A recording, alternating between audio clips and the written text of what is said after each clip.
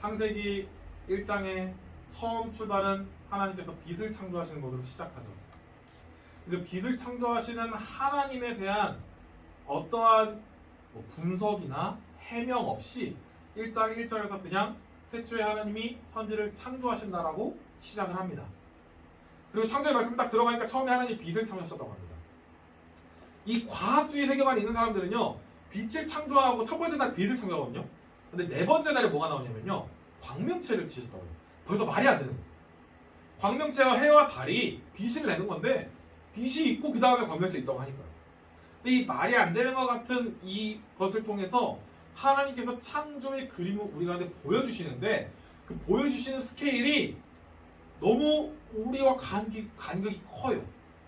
우리가 단어들을 보면은 오르였다요.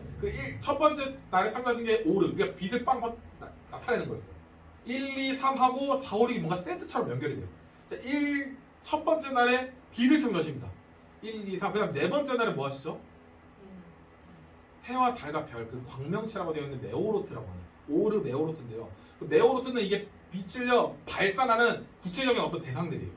그러니까요 뭔가 지금 심화 연장을 하시는데 그게 안 보이는 걸 좀 보이게 만드시는 거예요.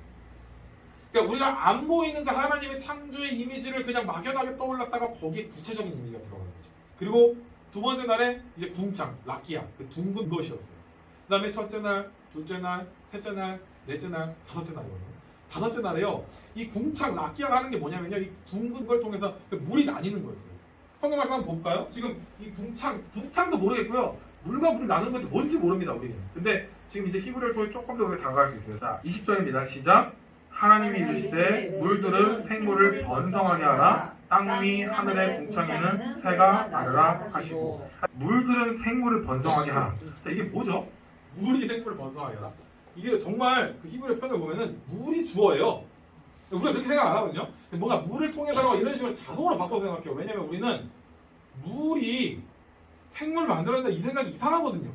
그러니까 물들은 번성하게 하라 이런 말을 그냥 물 가지고 만드셨다 이렇게 생각을 하는데, 물론 하나님의 명령을 따라서 행하는 거지만 물이 변하여 그렇게 되는 거예요. 지금 그러니까 물이 바다 물고기와 그 새들이 변하는 과정이에요. 그러니까 우리는 한국말 읽을 때 그냥 물들이 이렇게 번성하게 하라 이러고 보니까 물을 어떻게 됐겠지 이렇게 생각을 하지만 구체적으로 안 떠올리거든요. 근데 라기아가 둥근 뭔가를 떠올리게 하고 거기서 이제 물이 나눠지는 거죠.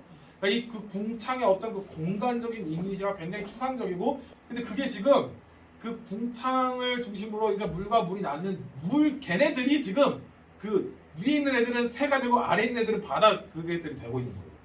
그러니까 이미지가 엄청 구체적인 거죠 지금. 처음에는 그 빛은 굉장히 추상적이지만 네 번째 날에는 메오로트, 그 빛을 발산하는 애들이 등장하고, 빛밖에 없었어요. 그냥 어디서 빛을 내지도 모르는 빛이. 근데 그게 이제 빛의 바탕을 나타내는 애들이 되고, 해달별이요. 그리고 두 번째 날에 북창, 라기아라고 하는 그 단어를 가지고서 물과 물이 나눴다 했는데, 그 라기아 이미지 그대로 있고, 물과 물은 그 물들이 하나님 놀라우세요. 우리는 물이 변하여 포도주 된다가 아니고 창세기 1장을 제대로 묵상하면 물이 변하여 새와 물고기 됐네 이렇게 생각까지 할 수 있게 되는 거예요. 그렇죠? 하나님의 명령에 물이요, 사라트 무슨 개구리가 알 내는 그 단어와 똑같은 단어, 물이요 퓨 하니까 바다에 있는 어떤 그리고 새 하늘에 날아다니는 그런 것들이 되는 거예요. 그러니까 이런 이미지 굉장히 구체적인 단어들이죠. 우리의 상상력은 엄청 자극합니다. 이게 도대체 뭐야? 근데 이걸 통해서 하나님의 그 창조하시는 그 위대하심과 우리가 가늠할 수 없는 그 하나님의 그림을 떠올리게 됩니다. 그러니까 하나님께서 창조하시는 과정이라는 것은 분명히 실제하는 일이고 우리가 다 파악할 수 없으나 그 하나님이 일하시는 무궁무진하며 우리가 상상하고 창조력을 굉장히 자극하고 풍부하게 하는 거죠. 우리가 이 창세기와 이 창조의 하나님의 그 질서와 역사를 볼 때 좀 이런 그 하나님의 창조의 그 일하심을 묵상할 수 있는 여지가 생기는 거고요. 또 그리스도인들 사실 굉장히 상상력이 풍부할 필요가 있습니다. 우리가 창조력이 필요가 있어요. 자, 창조의 이야기 가장 많이 하는 게 혹시 어디실 것 같아요? 창세기일까요? 시편입니다. 창조 이야기가 가장 많이 나오는 게 시편이에요. 시편은 뭐죠? 하나님을 향해서 울기도 하고 기뻐하기도 하고 찬양하기도 하고 하나님을 향한 노래잖아요. 하나님을 향한 노래에서 창조에 대한 묵상이 많아요. 우리가 하나님을 그렇게 많이 예배한다고 하는데 창조에 대해서 보통 생각 많이 안 합니다. 우리가 구원에 대해서는 그렇게 많이 떠들 수 있는데 창조에 대해서 못 떠들어요. 왜요? 창조에 대한 이해가 적으니까, 좁으니까, 하나님의 창조의 일하심을 관찰 안 하니까, 하나님 만드신 세상에 대해서 모르니까. 그 그리스도인일수록 눈이 더 밝아야 되고 귀가 더 열려 있어야죠. 진짜 애받아 들여야죠. 사람들의 좋은 것을 발견할 수 있는 지혜와 안목이 있는 사람이 돼야죠. 아멘. 그런 하나님의 그 창조하심 속에는 그런 창조력과 상상력을 자극하는 언어들이 많이 쓰이고 있고, 말씀을 통해 창조해 가시는 과정을 즐겁게 볼 수 있게 되는 겁니다.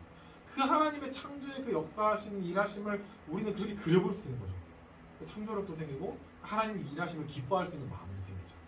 그리고 하나님을 더 우리가 정말 안목을 넓혀서 바라볼 수 있는 눈도 생기고